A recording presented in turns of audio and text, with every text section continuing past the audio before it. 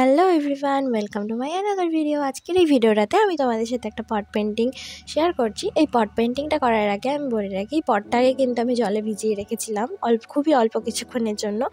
তো তারপর সেটা ভালোভাবে শুকিয়ে যাওয়ার পরে আমরা সবাই জানি যে বেস কালার ইউজ করতে হয় যাতে পরের কালারগুলো অনেক বেশি সুন্দর করে ফোটে। তাই আমি বেস কালার হিসাবে অবশ্যই যেসব হোয়াইট কালারটা ইউজ করেছি। তারপর সেটা শুকোনোর পরে আমি কালার করা শুরু করেছি। কালারের ক্ষেত্রেও কিন্তু আমি এখানে অনেক কম কালার ইউজ করেছি, যেমন ইয়েলো কালার, লেমন ইয়েলো কালারটা, আর হোয়াইট কালার এবং রেড কালারটা।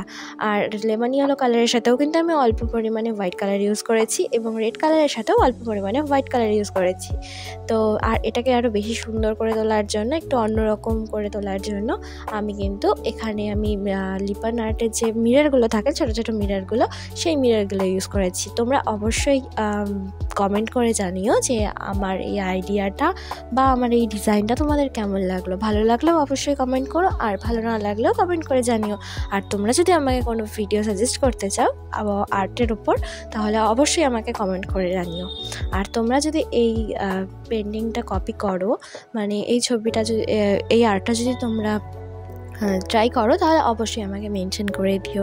Thank you.